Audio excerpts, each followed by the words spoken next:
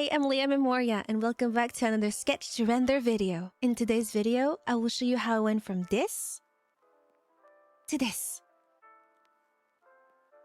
Like before, we'll be going through my inspirations, my layers, and some of my brushes. For this art, my main inspiration was this artist. I'll put their name somewhere on the screen and their link in the description. Big shout out to them, make sure to check them out. Now then, let's jump right into it. The character I wanted to draw is Amiya from the gacha game Arknights. She is a pretty tragic character that goes through a lot of traumatic events, but despite it all, she tries to keep up a smile. Without going too much into spoiler territory, what I wanted to depict is her wholesome relationship with the doc. Their bond is really beautiful and he's kind of like a beacon of light for her. So this is what I wanted to express in my drawing.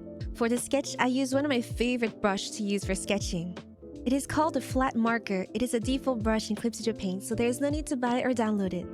What I really like about this brush is a range of control for the opacity you have thanks to the pen pressure system. Ignore the state of my layers, but for this art, I went through a lot of different sketches until I finally found the one I was satisfied with. I was mostly testing out leg position, ear positions, and getting the face that I was satisfied with. The expression that I wanted to show was the face of someone who is really tired but smiling through the pain. After having a sketch I was satisfied with, I started to apply the base colors.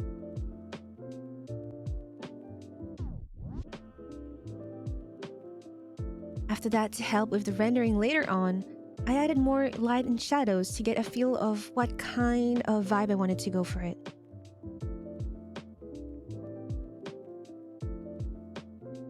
A really easy and simple trick to use when you want to make your sketch or outline softer and more unified with your colors overall is to do a clip layer on top and color the outlines. Once I'm satisfied with my colors and have a pretty clear vision of what to do next, I jump into my favorite thing to do, which is rendering. I have a very paint over style and it's maybe a little bit hard to follow, so I will go through all of my layers one by one for you to see.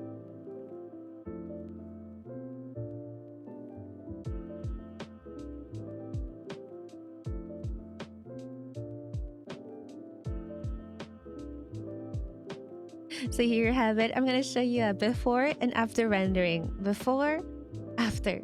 Before, after. Rendering is so fun! With the brush I've been using, I think it's really still mostly the flat marker that I've already introduced in the beginning. As I progress with the art, I realized that the colors are maybe a bit too cold, and the message that I wanted to convey was a message of hope. So I merged everything. Of course, always keep a copy of the old version in case you want to change your mind. And I adjusted the colors to be a little bit warmer thanks to the color balance. And it goes from this to this. Also, this is for anyone who might be thinking that using reference is cheating.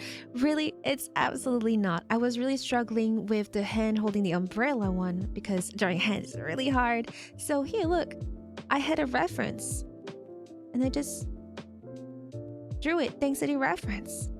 So really, don't hesitate to use references. It is not cheating. The human body is really complex and it takes a lot of practice to know the perfect anatomy, and I'm sure a lot of very experienced artists still use references. Next, I added a background. The background was meant to be simple. I wanted all the focus to be on the character. It is just here to really make them pop out more. Here's the background without the characters on so you can really take a look at it. As you can see, there's not much going on except from a bit of textures to make it less boring, but it was not exactly random because I wanted the top right corner to be brighter because it's where the hand comes from. If you're curious about the texture brush I use, I will put the code somewhere on the screen for you to get them. Next step is adding more details and making the piece feel more complete. So I added a bit of light, some particles, and making the rain a bit more obvious. I then merged all the layers together again, and this time we are on color adjustment phase. I could have stopped here as the piece is mostly complete, but I felt what was missing was something that would be more eye-catchy.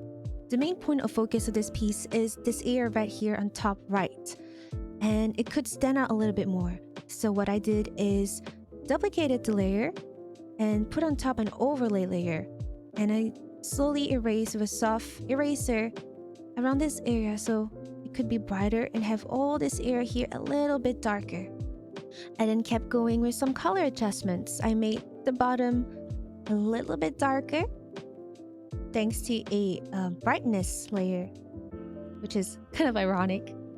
I then added an exclusion layer with a bit of green to balance out the whole piece overall. And added more particles because I love particles. And the final step is to merge everything. As always, make sure that you have a copy of the old version in case you want to go back. And thanks to the tonal correction, adjust the colors, adjust the contrast, or anything you want to adjust. We then go from this to this. Remember how I said we could have stopped earlier? Well, look at how more complete and alive the piece feels with all the color adjustments. This is the final, and this was before. Always trust your instinct if you feel that it's not entirely done. But there you have it, my process from sketch to render. For this piece, I didn't plan on making super detailed render as I wanted to keep a more painterly feel to it. I hope that this video was useful and that you enjoyed it. If you would like to support my channel, please like, comment, and subscribe as these actions will greatly help me. Have a great time zone and I'll see you on the next video. Bye bye!